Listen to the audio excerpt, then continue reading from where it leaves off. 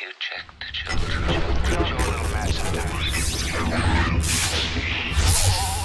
Hi, I'm Chucky. Wanna play?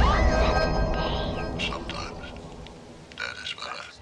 You're gonna need a bigger boat. Bienvenidos, Frank fans, and welcome to an early review from the Horror Show. I am Jaime Fuego. I'm Marcia Parker. Robert Wolfman. And we're here to discuss a Netflix release that I believe is dropping on October 28th, and that is none other than Wendell Wild, which is basically Henry Selick, which has done Coraline and Nightmare Before Christmas. I mean, as esteemed as far as a visual stop-motion sort of situation goes, teaming with pretty much the king of horror right now in a lot of ways, Jordan Peele, along with his old running buddy. Michael Key. Yes. Thank you so very much for jumping in accordingly, because his name has been kind of lost in the shuffle in a lot of ways. I know he's done some comedic work on Hulu and whatever, but he's been overshadowed by the fact that Jordan Peele has directed stuff like Get Out and Us, and most notably, recently, but we just got done watching Wendell Wild. Yes, and it wasn't even me like sitting and trying to think of what the hell it was called. It was me sitting thinking of the fact that it bared the burden of expectation, which is a phrase that Cecil makes fun of me about all the time, but rightfully so, because of the fact that when you go in with the aspect of anticipation, which I did with regards to this, and it doesn't always deliver, there's like an extra essence of disappointment, I think. What do you think, Marcia? So my overall thoughts, it was a beautiful piece of work. I did have a lot of really fun elements to it, the music and everything. The story kind of fell short on me just because they were putting way too much in a film, which caused it to kind of feel longer than it actually was. Yeah, it felt massive. And because I didn't know where it was going or what really direction it wanted to be, I had a hard time staying engaged in the film. I don't think it knew what it wanted to be in a lot of ways. So I think it was beautiful, and I think it had a lot of well intentions, but it just fell flat for me. Mm-hmm. No, I'm pretty much on the same page as what Marcia's at. There was a lot of things that they wanted to try and do with the movie and the story, but it became more filler than actual substance. Mm-hmm. And there's just so many little things that are trying to shove down in there. It didn't go anywhere. It made no sense. And to a point, most of it was just irrelevant to the story. Right. Overall thoughts, it was okay. Honestly, I didn't really care too much for it. We'll get into the animation stuff, but that personally, I think, was the highlight of this. Yeah. Even Key and Peele, like, they weren't particularly funny in this. I felt them kind of bland. Yeah. And I loved the hell out of all of her Comedy Central stuff, and even the stuff that Jordan Peele's been doing on the side for Solo. I really enjoy those movies. They felt basically neutered in this. Yeah. Well, I feel like they were really pushing heavily on the social commentary about the private prison system. Ooh, big time. Yeah. Especially I mean, with that some of was the overall. of characters. Yeah. And that didn't even happen until later in That's the also movie, where. Well, too, no, they so. were kind of in it from the beginning and everything. And that was also, I think, I felt like they what hit kind of pulled me out. hard Hold late on. Sorry? What pulled me out and everything was they were just a little heavy on all the social stuff. It's like, yeah, you can have it in there fine and dandy, but don't make that basically the crutch of your story. That's kind of where I felt. Well, I feel like they lost the story because they were pushing so heavily on it. Exactly, and they lost Yeah. they lost. I felt like their original spirit of what they wanted to do with this movie. Yeah.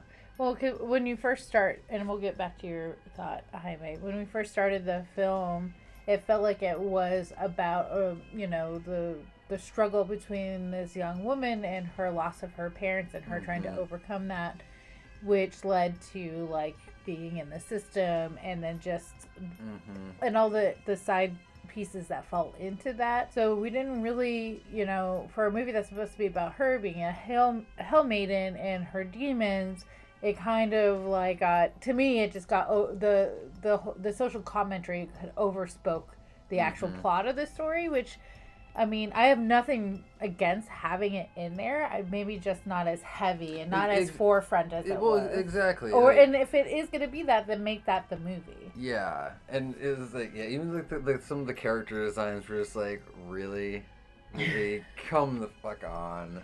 But Jaime, let's go back. You wanted to. That's all right. Wait, so we get real quick into the story, or we kind of touched on it. Like a little bit. We touched on it pretty extensively about the fact that, there was a girl who has a pair of parents Mm-hmm. and trying to conjure up, make a deal with the devil or a couple of demons, so to speak, in this Wendell Wild sort of bit. I mean, without getting into too much exposition or, like spoiler detail or whatever, that's about where we're at. Mm-hmm. And but yet under-riddled in my estimation in the fact that I thought the two of them were going to be more of like a heavy-handed aspect of like, I don't know, like Demons on the shoulder. very much so, Robert. Like No, big time, dude. I thought that's where they were gonna be. That's what I'm and then, saying. Like they were neutered in this role, and they were and even they more weren't so really in the given back much half. to do. Yeah.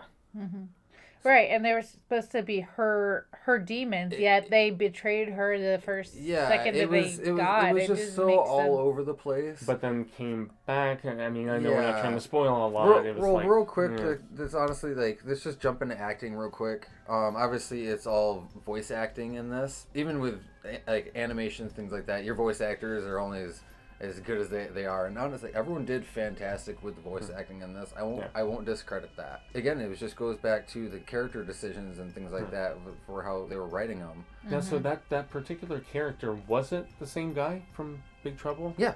Really? Yeah, Wow. Lopan? Dude, he's got to be Yeah. like in his 90s now. I don't right? know. Like, What do you guys think about the voiceover work? Yeah, I thought the voiceover work was fine. Yeah. I think the biggest thing that really stood out for me in this movie was the music choices, with the animation. But They were Yeah. interesting. I liked them. I like. Well, here's like Cecil and I got in this conversation earlier and everything about lyrical music placement and how either it brings you in or takes you out of the Word scene. up, and you're so right, because I felt like the popular music choices did not work in this, dude. Well, I was no, not a- neither did for I. me at least. Especially the final song at one of like the end battles and everything. It's like that song is about like a werewolf transformation and everything. It has nothing to do with any of what was going on. Yeah, and that's where They're it can fun. take you out big time, right? And like, don't get me wrong, I still enjoyed the song, so it was fun to hear them. But yeah. animation, what did you guys think about that? I love the animation. I thought the animation was kind of cool. It took me a minute to get used to it because it definitely had that claymation feel, but it was also very stylistic, like different, and the way it was cutting. It almost felt like construction paper. It was. Well, it was kind of cool, like the way that it flowed. It was kind of a mix between I don't even know how to describe it, but it's like Paper Mario at times. If you A guys know what game I'm talking about, the amalgamation of the various different styles you can see there, from Coraline to Nightmare Before Christmas, Frank Weenie, everything in between, and I really like this style of the animation because it brought it back to like almost like a 90s feel. I really like that, and the color schemes that they chose and the designs for it were beautiful. Yeah. Like that's where I think this movie excels, is the color, the lighting, the color, and the designs of everybody else and in between. Yeah, and it got so detailed where you could actually see like the fog of people's breath because it's cold, right? And the ice and all of those things. I thought they did really well. And there was a scene where it was kind of more of like a dream sequence, I'll say ish. It's not what it was, but that's kind of what it was. And I thought it was really cool. It kind of brought me back to like Hercules in a way. Oh yeah. The cartoon Disney Yes. Hercules? Yeah, where I do remember that, see the that puppet show part. Yeah, so I wow. thought that was really All cool. I thought so they did like mix up a few different elements of that animation style, which I thought was really neat. It was visually stunning. Yeah, and they did kind of. I could tell at times that there was that mixture of the stop motion with the 3D, and they pulled it off relatively seamlessly, which was impressive in said regard. So props in that. As somebody with an astigmatism and stuff, like when there's moving images where it looked a little choppier at times, but maybe that's just me. Specifically. Well, no, that was like basically the animation of it. Like it did have that stop motion choppiness to it. Yeah, since my eyes got fucked up, dude, like that's essentially where it's become more apparent when you have moving images as opposed to that seamlessness of animation and whatnot. But I mean, bottom line, like the development from a visual standpoint of all of these individual miniatures and. I mean, Selick, dude, never misses a beat when it comes to this sort of stuff. And even the backgrounds that he put all these characters in, these demonic, crazy little scenarios and stuff, big time thumbs up. Yeah. So yeah, I think that's pretty much going to cover it for a brief little review Yeah. of Yeah. Wendell and Wild. Mhm. And thank you again, Netflix. Yeah. And then, yes, thank you guys, everybody who's subscribed to the channel. If you guys aren't subscribed to the channel, hit that beautiful little button below. Hit that Yes, bell so you yeah. can keep up with all the updates for all of our spooky goodness coming in the future. Right, and keep an eye open for this release on Netflix. I think you said it was October 28th. October 28th. Yep. And Friday, then- October 28th. And then yes. throw your comments down below to let us know how you liked, what you didn't like. Absolutely. Are we blowing smoke or what? Are you feeling our vibes? So Yeah. And thank you again, real quick, to all of our patrons. If you Big guys time. want to become a patron, the link down is in the description below. So hit that. We got some perks and everything. We got commentaries that we do, things like that. So definitely check that out. Give us some support, but definitely hit that like button. Share with your friends, with all your spooky friends who love all the spooky goodness. that's right. And how Spooky Month, man. Happy Halloween to everybody. I've been Jaime Fuego. I'm Marsh Parker. Rob the Wolfman. And remember, Fright fans. Stay Stay scared. scared.